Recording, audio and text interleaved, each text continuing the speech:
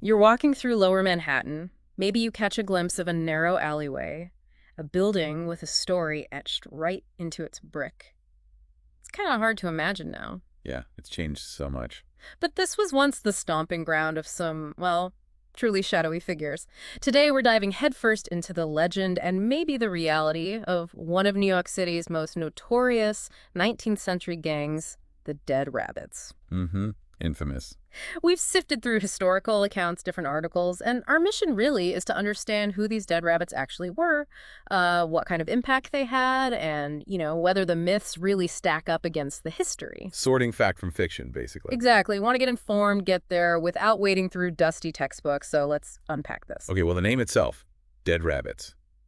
It's instantly evocative, isn't it? Almost like folklore. Totally. One of the most persistent stories about where the name came from is pretty dramatic. During a gang meeting, supposedly, a dead rabbit was thrown into the room. Wow, okay. And depending on who tells it, this was either seen as, like, a bad omen by guys who then split off to form the Dead Rabbits, Uh-huh.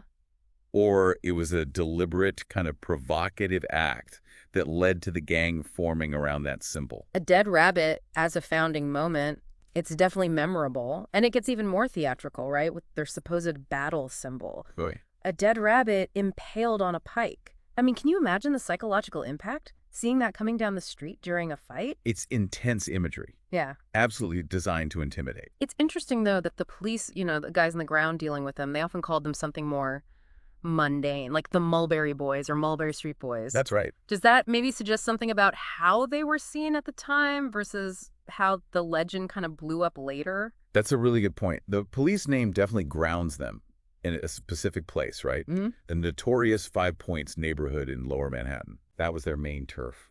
A really dense, impoverished area, fueled by a huge influx of immigrants, primarily Irish and Irish American. Right. And what sort of time frame are we talking about here? When were they most active? Generally, we place their main activity somewhere between the 1830s and the 1860s. So a period of massive social, economic upheaval in the city. Prime time for gangs, really. So beyond the dramatic name and their supposed territory, what kind of activities were actually attributed to the Dead Rabbits? What kind of trouble were they really causing?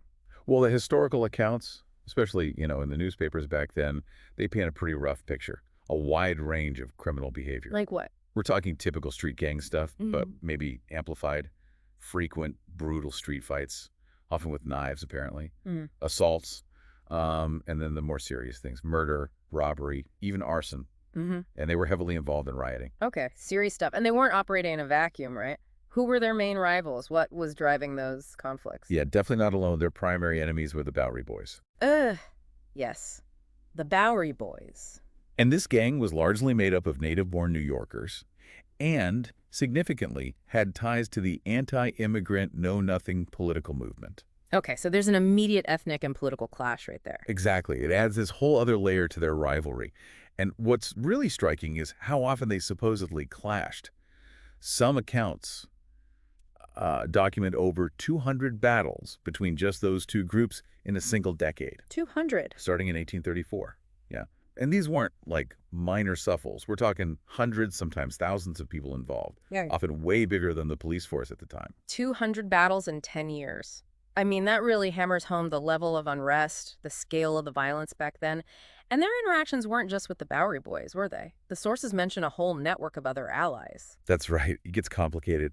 They were reportedly allied with a pretty diverse mix of groups, the Chichesters, for example, and maybe surprisingly, the powerful Tammany Hall political machine. Right, the political connection. We'll need to circle back to that. Definitely. Other alleged allies included groups like the Plug Uglies, the Roach Guards, even smaller localized gangs like the 40 Thieves and the Shirt Tails. It was this shifting web of alliances, depending on the fight, the politics. It sounds incredibly messy and volatile. Mm. So, building on that, let's talk more about the politics. Okay. These weren't just street thugs brawling. They were supposedly plugged into the halls of power in a way. How deep did that influence actually go, according to the stories? The sources suggest it was pretty significant. They were said to back politicians like Fernando Wood and definitely the broader Tammany Hall machine. It courted the immigrant vote. Yeah, exactly. Tammany relied heavily on those communities.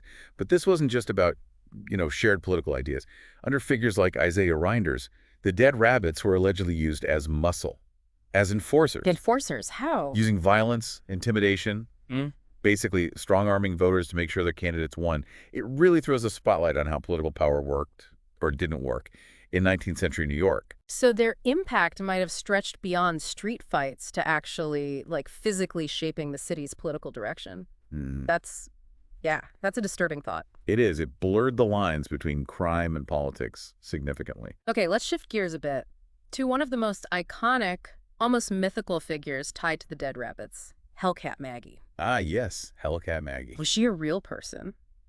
Or more symbolic of the gang's, ferocity? Hellcat Maggie is definitely one of the most captivating parts of the whole dead rabbit mythology. Yeah. The legend paints her as this really formidable female member. Right, the stories are wild. Filed teeth, brass fingernails. Exactly. File teeth, brass fingernails for scratching and gouging in fights. It's a vivid, terrifying image. But solid historical evidence, proof she actually existed. That's pretty elusive. So more legend than documented fact. It leans that way. It suggests she might be more of an allegorical figure, embodying the brutality and the fear people associated with the gang. Why do you think figures like that become so prominent in this kind of lore? That's a good question. Maybe they help build the gang's reputation, make them seem even scarier, more unpredictable. It definitely makes for a better story, right? No doubt about that. It adds to the mystique. So all this tension, these constant clashes, it had to boil over at some point. And that 1857 riot seems like it was a huge explosion. What set that off on the 4th of July, of all days? Yeah, the 4th of July, 1857, it saw a particularly massive, prolonged riot involving the dead rabbits. On one side, you had them apparently aligned with the Metropolitan Police. Wait, aligned with the police? In that instance, yeah. Yeah. Against the Bowery gangs, the municipal police, there were competing police forces then. It was complicated. The Mulberry Street Boys, even the Roach Guards. Bayard Street was the main battleground. Wow. So police fighting police, gangs fighting gangs, chaos. Total chaos. It really shows the deep social divisions and just the sheer scale of the conflict in the city back then. Holiday turning into a massive street battle really underscores how volatile things were. And the story doesn't just stop there, right? Were they involved in other big events later on? There are suggestions, yeah, though the evidence gets a bit fuzzier. Potential involvement in the 1863 New York draft riots. Which were huge and incredibly violent. Exactly. And also the armed riots of 1870 and 1871. It's notable that these later events often clustered around July, especially the year the 12th, which was a flashpoint date between Irish Protestant and Catholic communities. Interesting timing. It is. But by around 1866, mentions of the dead rabbits as a specific active gang, they pretty much vanished from the newspapers. So they faded out. As a distinct group, seemingly, yes. By the 1870s, the term dead rabbit seems to have become more generic, like just a label for any rowdy, riotous group or person. Okay, so the Dead Rabbits as a specific gang seem to have kind of dissolved by the late 1860s. But here's where our deep dive takes a really interesting turn. We have to talk about historian Tyler Anbinder. Ah, yes, Ann Binder's work is crucial here. He offers a pretty compelling alternative to the whole traditional story, doesn't he? What does his research suggest about whether the Dead Rabbits even existed as a separate group? Right. Ann Binder, who's a very well-regarded historian of that period, makes a strong case that the Dead Rabbits, as this distinct organized gang we picture, might not have actually existed that way at all. Really? So who were the people involved in those fights then? His research suggests that the individuals often called Dead Rabbits were actually misidentified members of a different gang entirely, the Roach Guards. The Roach Guards. Okay, how could that kind of misidentification happen? What sources might have led to that? That's the key question, isn't it? Ann Binder's theory basically suggests that after all these violent clashes between the Bowery Boys and the Roach Guards, journalists probably relied heavily on the Bowery Boys for their information. Ah, getting the story from one side of the fight. Pretty much. And it's plausible, maybe even likely, that the Bowery Boys, as a way to insult and, label their rivals, used the slang term Dead Rabbit Party. Apparently Dead Rabbit was slang for a thief back then. Just a generic insult. Sort of, yeah. Yeah. A derogatory term. And the press, Maybe drawn to the colorful, dramatic name. It is a catchy name. It absolutely is. Yeah. And maybe lacking deep knowledge of the really complex Five Points underworld, they just adopted Dead Rabbits as the name for this group, even if people in the Five Points didn't really use or recognize the term that way. So the whole legend, this fearsome, distinct gang, could have just been a case of mistaken identity, fueled by potentially biased reporting and a catchy, maybe misunderstood slang term. That's Ann Binder's argument, essentially. Yeah. It's a significant challenge to the traditional story we usually hear. Wow. That really makes you reconsider how these historical narratives get formed and passed down. It certainly does. Ann Binder himself concludes that based on his research, and I'm paraphrasing slightly here, there seems to be no real justification for calling the Bowery Boys' enemies the Dead Rabbits. So the historical basis is shaky, according to him. Very shaky. It raises big questions about source reliability, Yeah. about how misinterpretations can just become accepted history over time. It really does make you wonder about other historical truths, doesn't it? But, okay, regardless of their precise reality as a distinct gang, the name Dead Rabbits has undeniably stuck. It's burrowed deep into popular culture. Oh, absolutely, no question. Yeah. That July 4th, 1857 battle, whether it was the Dead Rabbits or the Roach Guards, was big enough to get immortalized in song. There's a song. Yeah, written by Henry Sherman Backus and Daniel Decatur Emmett. The chorus is pretty evocative. Then pull off the coat and roll up the sleeve, for Bayard is a hard street to travel. Bayard is a hard street to travel. Wow, that really paints a picture of the gritty hand-to-hand fighting. Yeah, doesn't it? And the song has other verses that really illustrate the chaos, like wild dogs, they did fight this 4th of July night, and descriptions of bullets, clubs, bricks flying, people groaning and dying. It captures the brutality. Yeah, no doubt. And the cultural impact goes way beyond just that one song. Oh, much further. They popped up all over the place in popular culture. Yeah. The History Channel did a History's Mysteries bit on them. And of course, the big one, Scorsese's Gangs of New York. Right. While that's fiction, heavily inspired by Herbert Asbury's older, perhaps less historically rigorous book, it definitely brought the Dead Rabbits, or the idea of them, to a massive modern audience. They also show up in the film and the book Winter's Tale, right? And that TV show Hell on Wheels. Yep, mentions there too. Even in a video game called Limbus Company, apparently. Why do you think this particular gang, whether they were real as described or not, continues to fascinate us so much?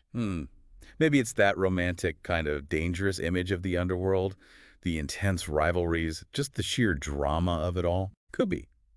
It taps into something. And it's not just modern media either. There's actually an 1858 painting by George Henry Hall called A Dead Rabbit. It shows a fallen figure, presumably linked to the gang or the riots. So visual art too. And literature. There's a 1915 book of poetry, The Dead Rabbit Riot, AD 1857, and other poems by Richard Griffin. Shows the story had legs even then.